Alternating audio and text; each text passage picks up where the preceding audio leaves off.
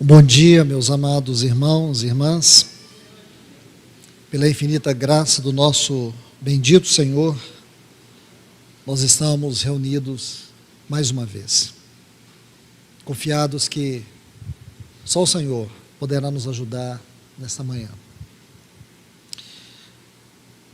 Quero também saudar todos os irmãos que estão nos acompanhando pelo Zoom. Que a bendita graça do Senhor possa inundar os seus corações.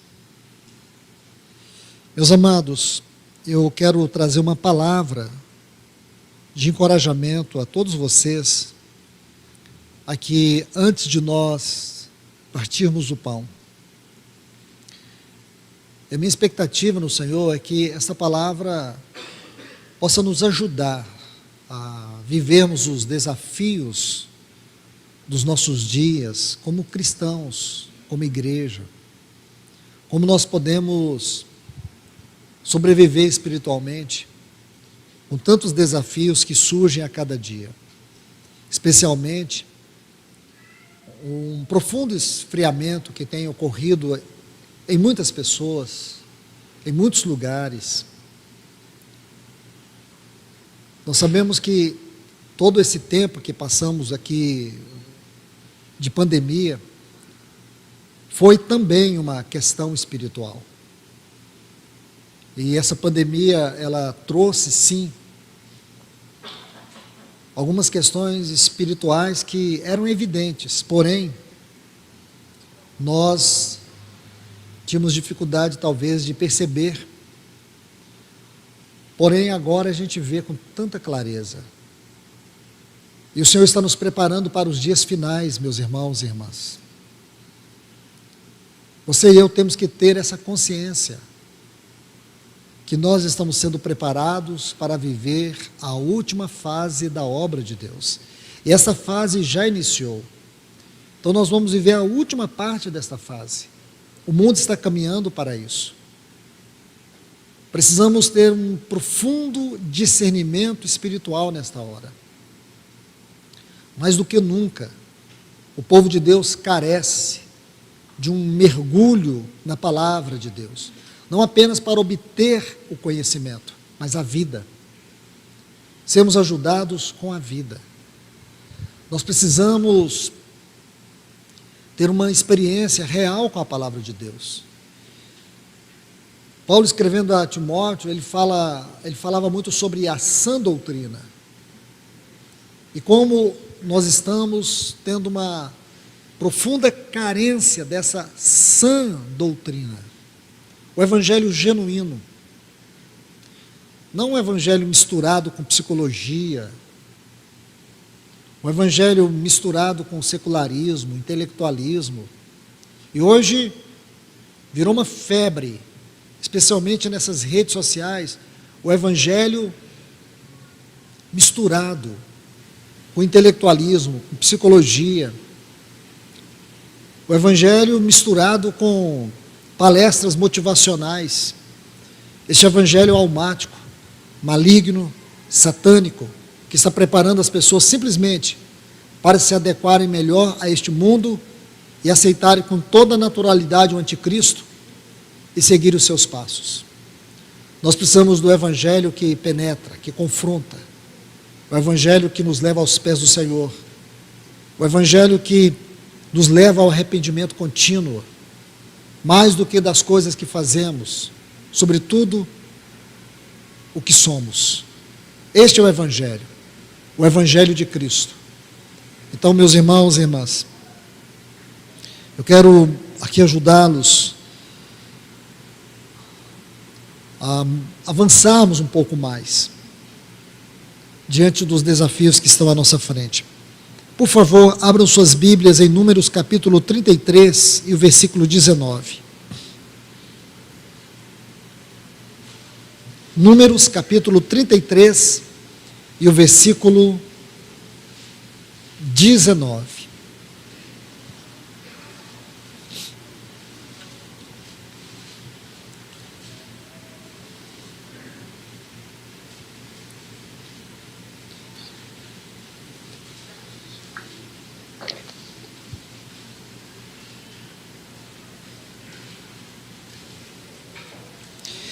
Números capítulo 33, versículo 19,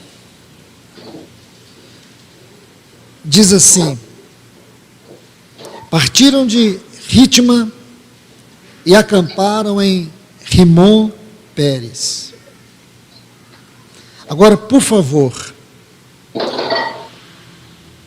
Números capítulo 14, versículos 40 a 45. Tenham paciência comigo na leitura de todos esses textos, porque precisamos deles para que nós possamos construir um quadro da onde o Senhor irá nos guiar na sua palavra. Números capítulo 14, versículos 40 a 45.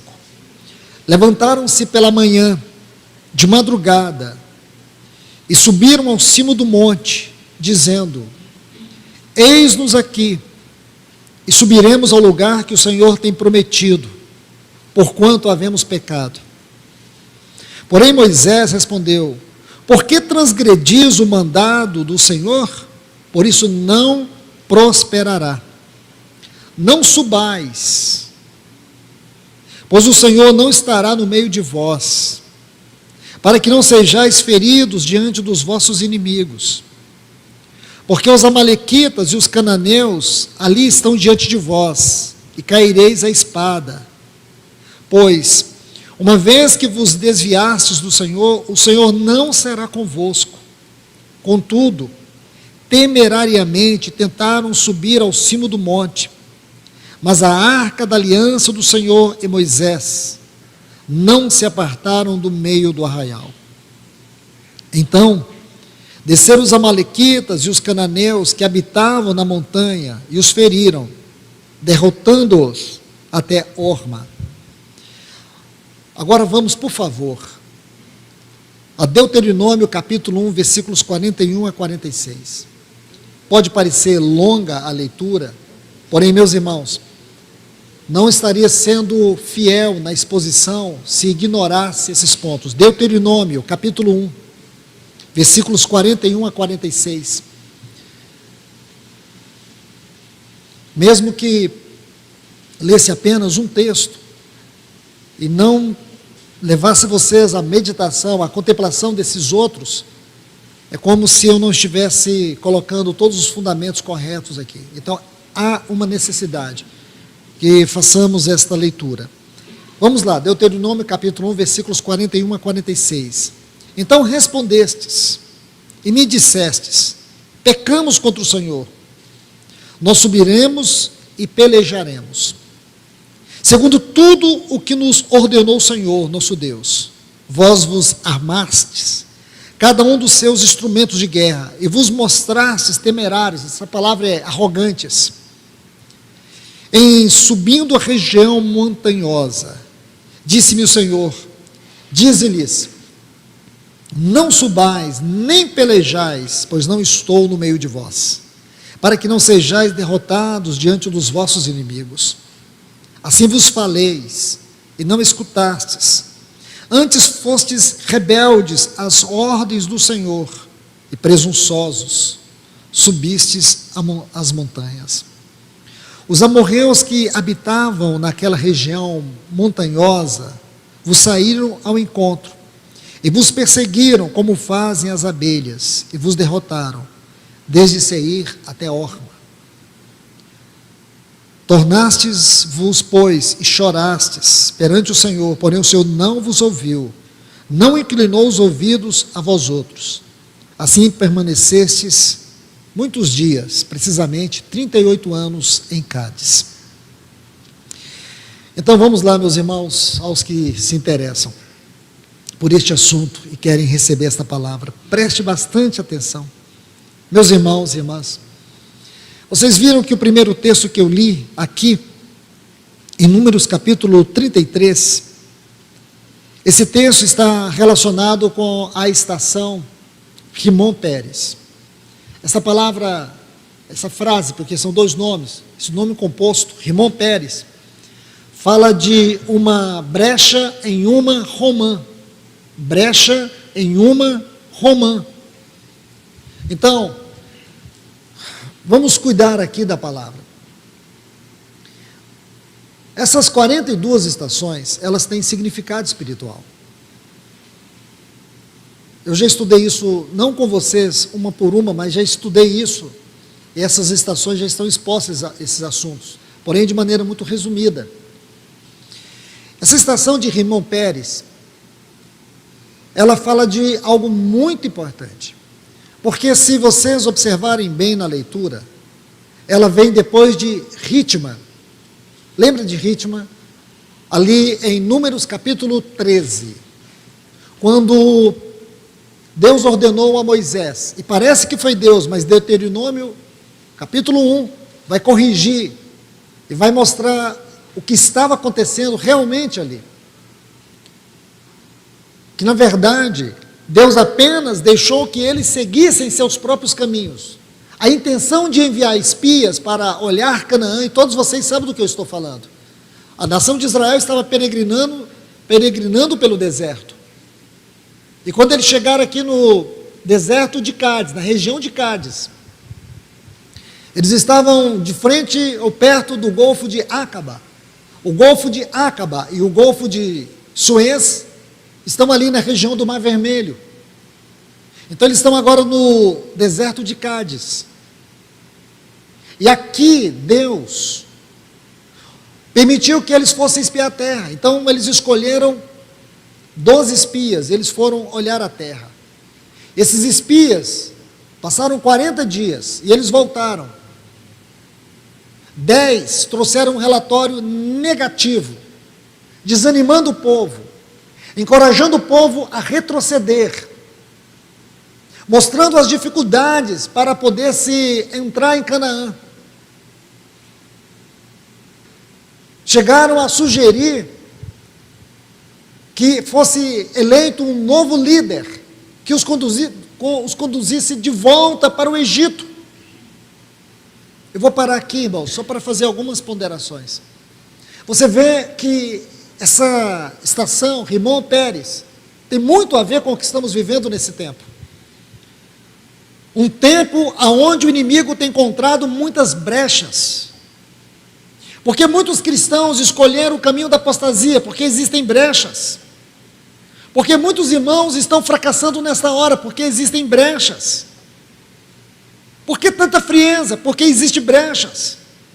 O Senhor tem colocado para nós, à nossa disposição, um manancial de alimento, de comunhão, de vida, de desfrute. Porém, muitos não querem. E aí entram estes que pregam o evangelho popular, o evangelho da alma, o evangelho simplesmente para massagear emoções, o evangelho sensacionalista. Essa geração, irmãos, a nossa geração, a igreja nesses dias, ela carece de mestres, de profetas, de trombeteiros. Porque estamos vivendo um tempo espiritualmente perigoso. Perigoso. Nós estamos vivendo um tempo onde muitas pessoas na prosperidade têm encontrado a satisfação pessoal. O materialismo foi o maior inimigo e o pior instrumento que Satanás usou para poder destruir a igreja na Europa.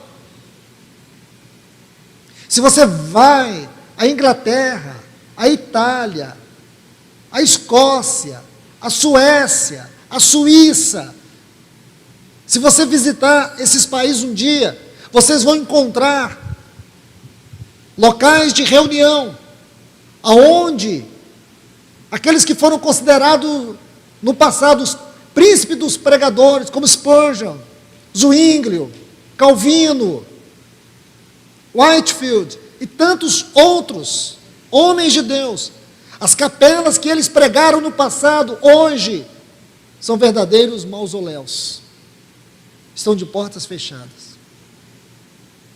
Você pega um país como a Itália, que na história passada, este país ele foi varrido pelo Evangelho. A Itália tem 0,3% de cristãos. Cristãos, com C maiúsculo. 0,3% de cristãos. E o que destruiu o evangelho na Europa? Materialismo.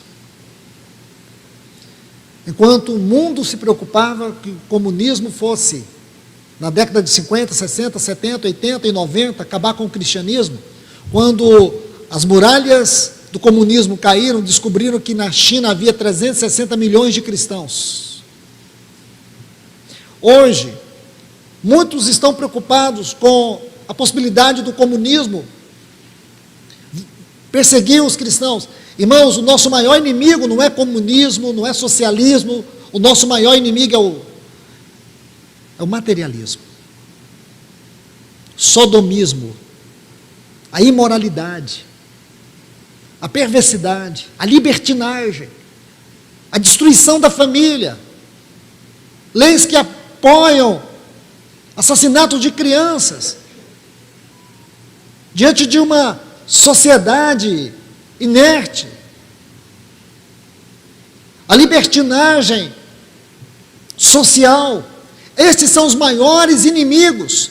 Some-se a isso o materialismo que eu já citei. A quantidade de ferramentas que estão à disposição para roubar o seu tempo, para roubar a sua comunhão. E diante de tudo isso, pregadores que só falam de satisfação, de prazer, como ter um dia melhor, mas não confronta mais o pecado, não leva as pessoas aos pés do Senhor. Hoje o grande perigo é a religiosidade, o espiritualismo, onde as pessoas dizem, eu não preciso ir na reunião da igreja. Isso aí é, como já ouvi pessoas dizer, isso aí é religiosidade. É mesmo, irmãos? Então, se tinha uma igreja que era muito religiosa, era a igreja primitiva, que eles perseveravam na comunhão, no partir do pão e nas orações. Os irmãos ali não faltavam essas reuniões. E eles iam para o pórtico de Salomão reunir, sem ter um local de reunião. Então, meus irmãos e irmãs, eu chamo a atenção de vocês, porque aqui está uma solene advertência para nós.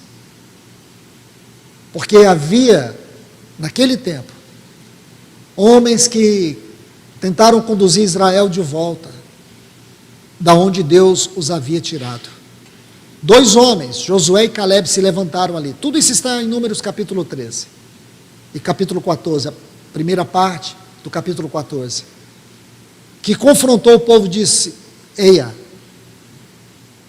nós vamos subir sim, a inimigos, sim, a cidades fortificadas, sim, mas se o Senhor se agradar de nós, Ele nos entregará, todos eles.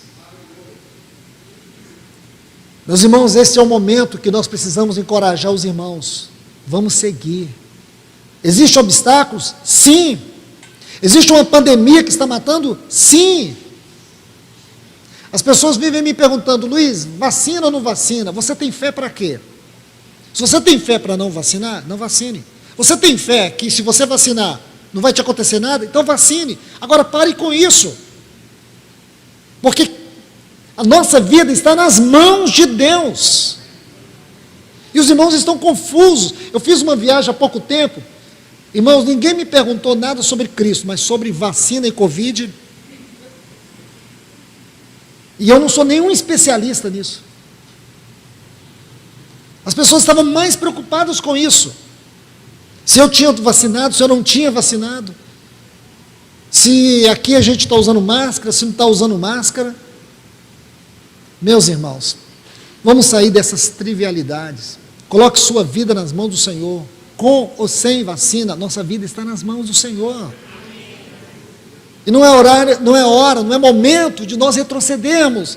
É momento de nós avançarmos, é momento de nós levantarmos a nossa cabeça e saber que a redenção do nosso corpo está próxima.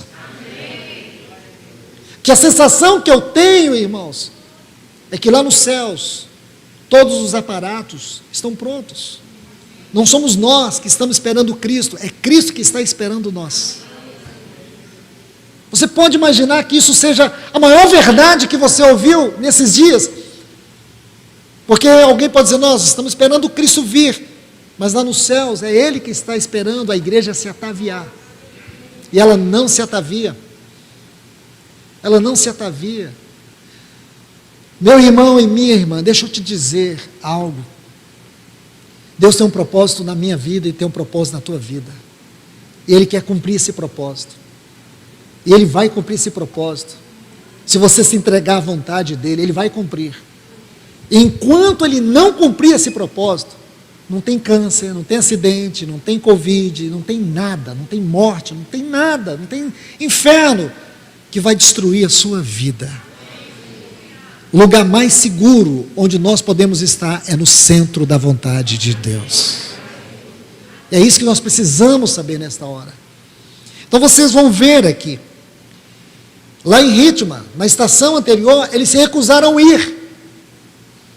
Eles acharam que o inimigo era maior do que Deus. Aquelas cidades fortificadas eram maiores do que Deus. Porque eles foram tomados pelos olhos. Escute o que eu vou te falar. Nossa geração está assim hoje. Nós somos conquistados pelo que vemos, não importa o que ouvimos. Isso está errado, irmãos. Hoje, você pode ver que a maioria das pessoas estão assim. Fique parado no shopping e vai contando quantas pessoas você vai ver de cabeça erguida, porque todas elas estão assim, ou quase todas. Satanás descobriu isso. Mas ele não descobriu agora. Lá no Jardim do Éden, quando aquele casal olhou para aquela fruta e disse, é agradável aos olhos, então é boa para comer. E sabe o que aconteceu? Todos nós nascemos filhos da ira, condenados ao inferno, por causa dos olhos de Adão e Eva. Porque eles deixaram de escutar. Sabe o que está acontecendo, irmãos? Nós estamos sendo uma geração que estamos perdendo a audição. Escute, a visão celestial vem pelo ouvir. A fé vem pelo ouvir, não é pelo ver. Quando Paulo ganhou a visão celestial, a primeira coisa que aconteceu com ele perdeu a visão. Quando ele encontrou com Jesus no caminho de Damasco, olha que ironia divina, ele ficou cego para ver, e ali ele viu Jesus, dizendo, eu sou, como se Jesus estivesse dizendo aquilo que Deus disse para Moisés, eu sou o que sou, só que ele disse algo a mais, eu sou Jesus a quem tu persegues.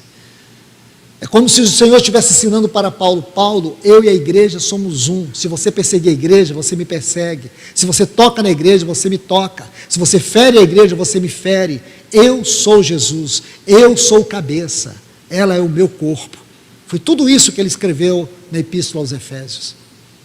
Então, meus irmãos e irmãs, Satanás está fazendo isso. Peça para Deus, Senhor, tire dos meus ouvidos tudo aquilo que está impedindo a tua palavra como vida entrar. O que foi que aconteceu com essa geração aqui em Ritma? Sabe o que aconteceu? Aconteceu que eles viram o tamanho do inimigo, eles viram impossibilidades. E aí entra algo, porque a fé, ela vem pelo ouvir, a fé não vem pelo ver.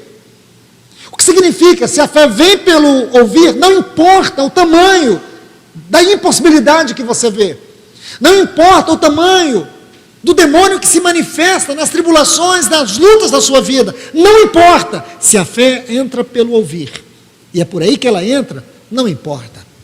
Era isso que Josué e Caleb estavam dizendo.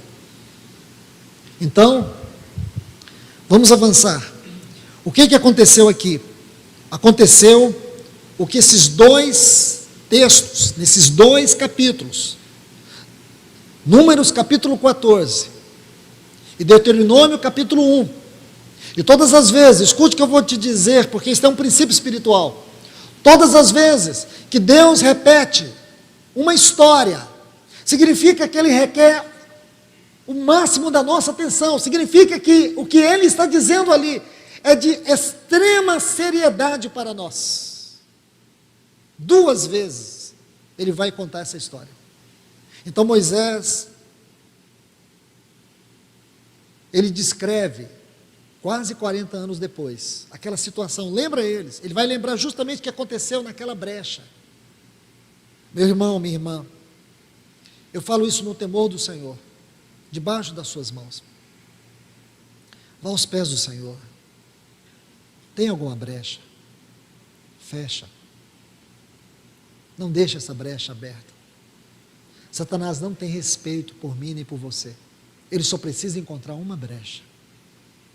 Uma brecha. Vai lá, peça ao Senhor, Senhor, vem com o teu Espírito Santo, me ajuda a fechar essa brecha na minha vida, porque eu não quero ser reprovado naquele dia. Então aqui você vai ver alguns detalhes. Deixe-me contar isso para vocês, talvez em lições. Eu quero colocar algumas lições, eu creio que vai ajudar a gente a entender melhor esses 2 capítulos. A primeira lição que eu quero extrair aqui é: nunca permita que a sua vida seja dirigida pela sua vontade. Nunca. Nunca. Não siga seus próprios caminhos. Esse é um terrível juízo de Deus. É permitir que nós andemos segundo os nossos próprios caminhos, segundo a nossa vontade. A vontade de Deus é um fundamento para a nossa vida. Você se lembra quando o Senhor Jesus, em Mateus capítulo 7, versículo 21, ele vai dizer: nem todos que me dizem Senhor, Senhor, entrarão no reino dos céus, mas aqueles que fazem a vontade de meu Pai que está nos céus. Aí depois ele vai seguir nessa exposição, e vai falar sobre o homem que edificou a casa sobre a areia, e o homem que edificou a casa sobre a rocha. O que quer dizer essa metáfora da rocha? Significa que quando você anda na vontade de Deus, você está andando sobre uma rocha inabalável. Pode vir o que vier, você não será destituído, você não será removido, você não será destruído, você não será abalado, porque essa rocha é Cristo. É isso que ele está dizendo, e é isso que eu e você precisamos entender. Não siga sua vontade. Não permita que a sua vontade te governe. Vontade é uma faculdade da alma. E lembre-se, a nossa alma tem 3 faculdades: a vontade, a mente e as emoções. O espírito tem 3 faculdades: a intuição, a consciência, a comunhão. A intuição é a voz de Deus. A intuição governa a nossa vontade. O que quer dizer? Que a nossa vontade tem que ser governada pela voz de Deus. E a voz de Deus vem por onde, irmãos? 7 vezes, no capítulo 2 e capítulo 3 do livro de Apocalipse, você vai ler: quem tem ouvidos, ouça. Ouça. Hoje o Senhor quer ganhar os nossos ouvidos, então ouça. Porque existem muitas vozes dizendo para você: retroceda. Existem muitas vozes dizendo que você não vai conseguir. Existem muitas vozes alimentando as suas emoções, a sua vontade, a sua mente. Existem muitas vozes que não querem o bem da sua vida, mas querem te destruir, e Satanás se utiliza dessas vozes. Portanto, eu quero te dizer algo muito importante nesta manhã. Ouça o que o Espírito Santo está te dizendo nessa manhã. Não ande segundo a sua vontade. Não faça nada segundo a sua vontade. Não coloque o seu prazer acima da vontade de Deus. Porque se você fizer isso, você vai fracassar. Você vai fracassar. Sabe o que aconteceu com eles? Justamente isso. Aqui no versículo 40 do capítulo 14. Eis-nos aqui, subiremos ao lugar que o Senhor nos tem prometido. Deixa eu contar para vocês. Quando eles estavam ali levantando aquele movimento para eleger um capitão, a Bíblia diz que a glória do Senhor apareceu no meio da congregação, no meio do arraial. E quando a glória do Senhor veio àquele lugar, o temor do Senhor tomou todo aquele ambiente. Aí Deus começa a falar. Aí Deus começa a colocar princípios. E então Deus começa a julgar. E quando Deus começa a julgar, cadáveres começam a rolar pelo chão. Porque Deus é sério e Deus é santo. Deus é sério e Deus é santo. E aí, irmãos e irmãs, eles entram em desespero. E depois que passa todo aquele momento do juízo presente de Deus, você pode até me perguntar, por que Deus não faz isso hoje? Meus irmãos, aquele povo tinha um governo de Deus tão presente, tão nítido, numa proporção, numa dimensão espiritual tão elevada,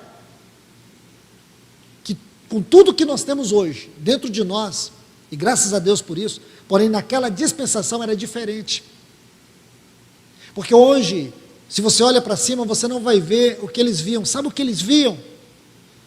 Às 2h da tarde, quando o sol já tinha ultrapassado 50 graus Celsius, sabe o que eles viam? Uma nuvem de graça e misericórdia, cobrindo toda aquela multidão, por volta de 3 milhões de pessoas, onde havia um pé, nos extremos daqueles arraiais ali, ou daquela congregação, havia uma nuvem guardando aquele pé. Onde houvesse um israelita, havia uma nuvem sobre ele. Então eles não precisavam procurar Deus em qualquer lugar, eles só podiam olhar e ver a misericórdia do Senhor. Diferentemente de nós, quando nós queremos procurar a misericórdia do Senhor, nós podemos, na luz do Senhor, olhar para nós e dizer: meu Deus, a tua graça reina em mim, o teu amor reina em mim. Quando nós queremos procurar, nós olhamos para o Calvário. Deus deu aquela nuvem para eles, porém para nós o Senhor nos deu o Calvário. Então, ali Deus julgou aquele povo. E aí o que houve depois disso? Arrependimento. Não arrependimento, remorso. Irmãos, o arrependimento é diferente do remorso. Quando você se arrepende por causa do dano que o pecado causou no coração de Deus, por sua culpa. Você tem consciência que você feriu a Deus. Quando você tem consciência que você feriu a Deus, quando o Espírito Santo te convence do seu pecado e o quanto você entristeceu o Espírito Santo, e quando Paulo diz em Efésios 4:30, não entristeçais o Espírito Santo, no qual fostes selados para o dia da redenção, redenção do nosso corpo. A palavra entristeçais ali vem de um termo grego, que a sua raiz etimológica significa o choro, a dor que um pai sente pela perda do seu filho. A dor que o pai sente pela perda do seu filho. Esta é uma palavra que Paulo usa como uma metáfora para falar sobre a tristeza que o Espírito Santo sente quando nós o ofendemos. E o Espírito Santo, ele nos convence do pecado. E quando você é convencido do pecado, você tem a consciência da dor que o pecado provocou no Espírito Santo. Remorso não. O remorso você sente por causa da consequência do pecado. Então aquele povo sente remorso. Eles não se arrependem. Aí sabe o que eles fazem? Aí entra essa estação. Aí eles se armaram e disseram: agora nós vamos pelejar. Agora nós vamos tomar Canaã. Então eles se armaram. Quando eles se armaram, Moisés disse: não subais, porque o Senhor não está no meio de vós. Irmãos, uma das maiores tragédias que pode acontecer conosco é quando nós perdemos a presença de Deus.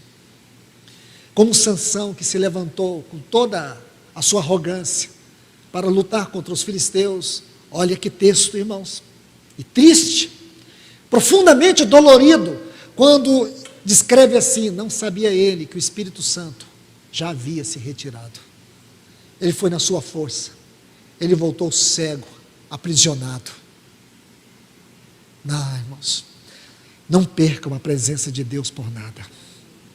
Nunca esqueçam de Moisés, em Êxodo capítulo 33. Nunca. Quando Deus disse para ele: Moisés, meu anjo vai adiante de vós, eu darei Canaã a vocês, eu destruirei todos os vossos inimigos, porém a minha presença não estará no meio de vós. eu quero parafrasear as palavras de Moisés. Senhor, nós não queremos nenhuma vitória, nós não queremos Canaã. Preferimos morrer nesse deserto do que perder a tua presença.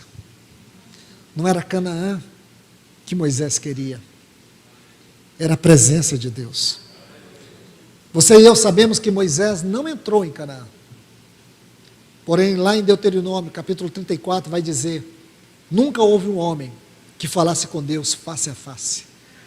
Porque Moisés foi aquele homem, não entrou em Canaã, mas ele ganhou Deus. A presença de Deus deve ser a nossa obsessão de todos os dias. De todos os dias. O Senhor disse através de Moisés: não suba, não vá. A minha presença não está no meio de vós. Ele relembra isso de novo, estão lembrados. Vocês subiram, os vossos pais subiram, porém eles haviam perdido a presença de Deus. Meu irmão, minha irmã, que lição nós podemos extrair daqui? Que lição? Se nós temos a presença de Deus, não há inimigo que prevaleça contra nós. Porém, se perdemos a presença de Deus, qualquer inimigo nos derrotará. A nossa maior vitória, o nosso maior escudo, é o testemunho da vitória de Cristo. A verdadeira guerra espiritual não é aquela que os maniqueístas ensinaram, que muitos pregadores hoje proclamam, como se Deus e o diabo estivessem numa arena batalhando entre o bem e o mal. Isso não é guerra espiritual. Essa é a verdade para alguns, porém é a coisa mais ridícula que você pode falar sobre Deus, pensar sobre Deus, que Deus está em guerra contra Satanás. Deus não está em guerra contra Satanás. Por quê? Porque Cristo já o derrotou para sempre na cruz do Calvário. Satanás é um rebelde, ele é astuto. Ele veio matar, roubar e destruir, mas ele não tem poder de nos matar, não tem poder de nos roubar, não tem poder de nos destruir, a não ser que você permita, a não ser que você perca a presença de Deus. Porque se você não perder, ele não encontrará lugar na sua vida. Ah, meus irmãos, que o Senhor fale ao nosso coração essa verdade nessa manhã. Que você possa se sentir renovado, renovada por Deus, por essa palavra. É a presença de Deus. Não vá, não suba. Antes de você tomar uma decisão, veja, você ganhou a presença de Deus. Você sente a presença de Deus para tomar essa decisão, para fazer o que você acha que é certo. A presença de Deus deve ser o governo sobre a nossa vida. Nós não podemos perder a presença de Deus como igreja, como comunidade. Não importa quantos vão reunir, não importa, porque o nosso Senhor Jesus, ele mediu a igreja não pela quantidade de pessoas, mas pela sua presença nela. Onde estiver 2 ou 3 reunidos em meu nome, aí eu estarei no meio deles. Aí o tamanho da igreja. Mas uma comunidade de 2 irmãos, não importa, não importa a quantidade de pessoas. O tamanho da igreja não é medido pela quantidade de pessoas, mas pela presença do Senhor nela. Glórias a Deus por isso, irmãos. Porque nossa obsessão de todos os dias deve ser buscar, ganhar, obter a presença do Senhor. Eu vou colocar só mais uma lição e vou terminar por aqui. Aí no versículo 42, não subais, pois o Senhor não estará no meio de vós. Não faça a vontade de Deus fora do tempo de Deus, fora do modo de Deus. A vontade de Deus tem 2 fundamentos: o tempo e o modo de Deus. O tempo de Deus e o modo de Deus são os 2 fundamentos da sua vontade. Deus tem o tempo dele, Deus tem o modo dele.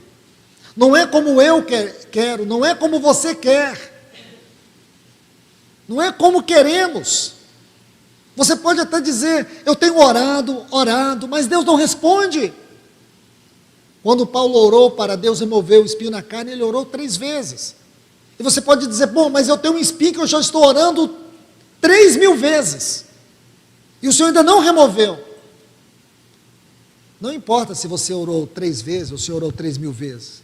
Importa que a resposta é: o meu poder se aperfeiçoa na fraqueza. O poder de Deus se aperfeiçoa na fraqueza. E você vai entender isso? Pede para um psicólogo te explicar. Eu não estou aqui menosprezando nenhum psicólogo, não. Pede. Vai estudar o assunto do espinho na carne de Paulo à luz da psicologia moderna. Não tem explicação. O poder que se aperfeiçoa na fraqueza. Pega esses pregadores motivacionais, pensa para eles explicar isso.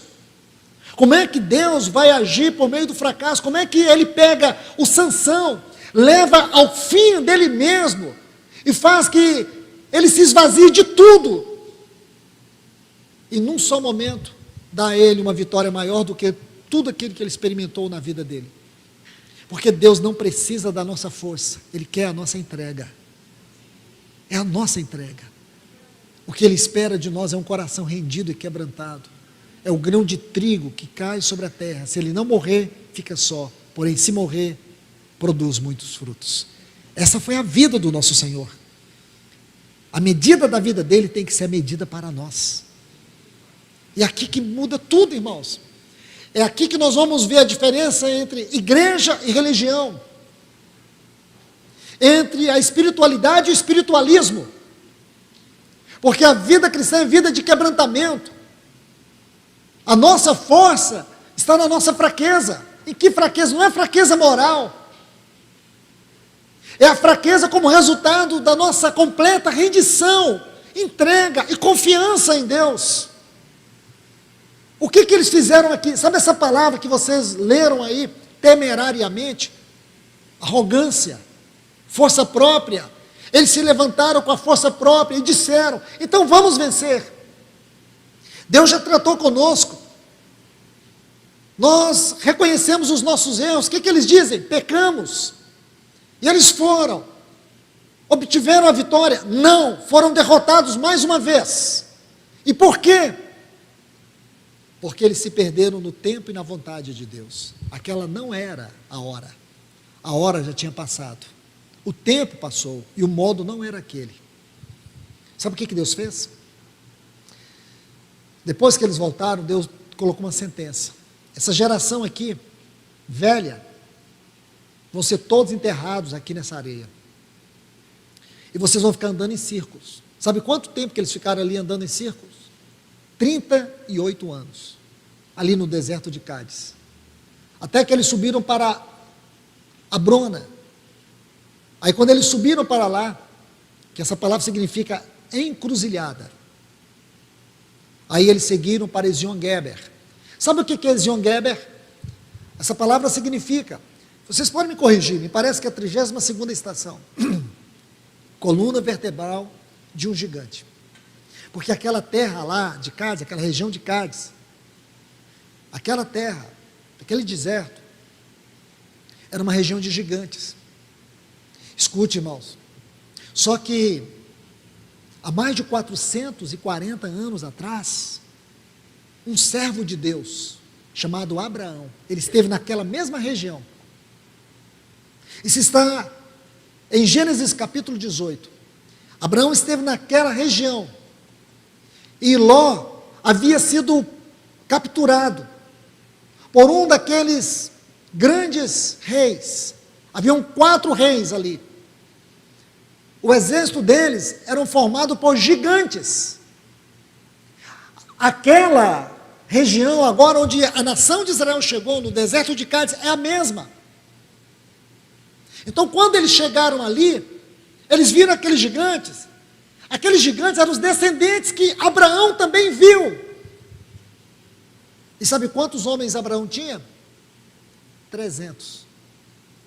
Era um exército ridículo, em termos numéricos, em relação ao exército daqueles 4 reis. O exército de Abraão não tinha a menor possibilidade. Sabe qual é o número da população de israelitas, segundo os grandes estudiosos, ali naquele deserto de Cádiz? 3 milhões de pessoas. 3 milhões, aproximadamente, de pessoas. contando crianças, mulheres, jovens, 3 milhões. Pense isso. Moisés tinha 300 homens. Sabe qual era o nome do exército de Abraão? Tinha 300 homens. Sabe qual era o nome do exército de Abraão? O exército da fé.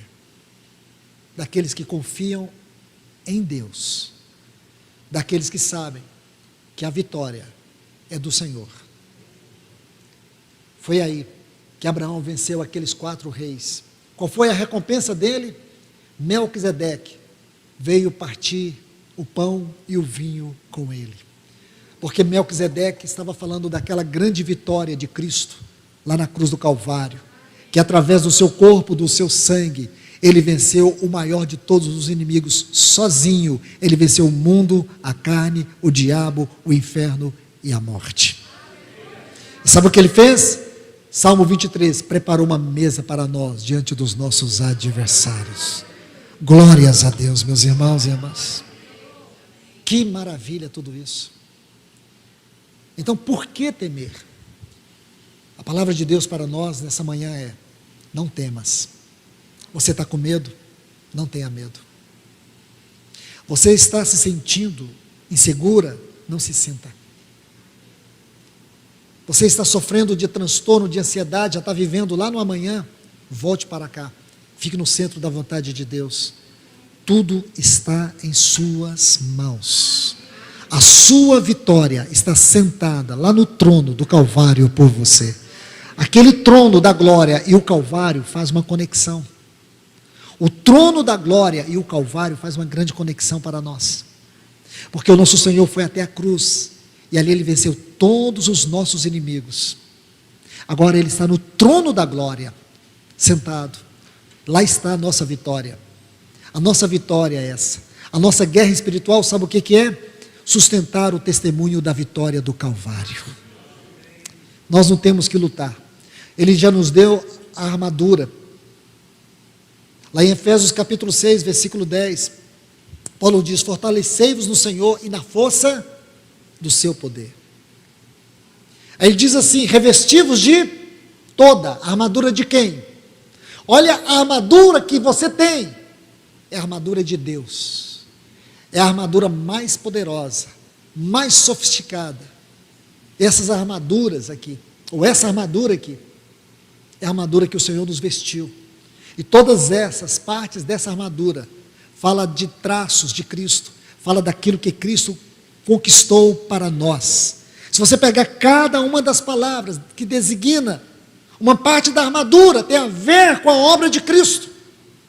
Então, irmãos e irmãs, sabe o que o Senhor espera de nós? Aquilo que aconteceu no tempo de Josafá, quando eles foram guerrear para uma grande batalha, uma grande luta. E Deus surpreendeu Josafá. Sabe o que Deus disse naquele dia?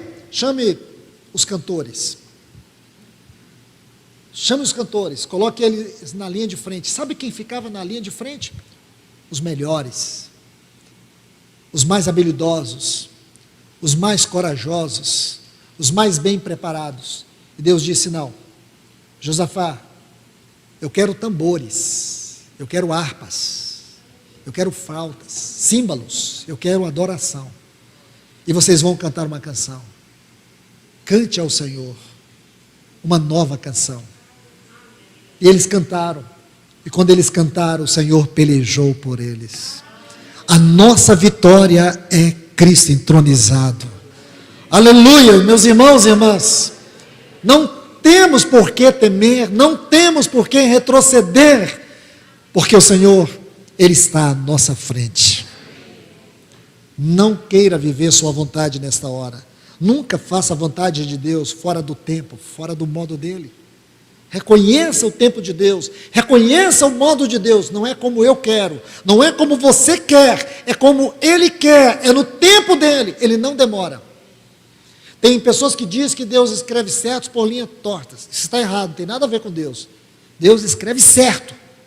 Não tem coisa de linha torta com Deus, não. Ele tem o tempo dele, tem o modo dele, tem a maneira dele. E nós temos que descansar.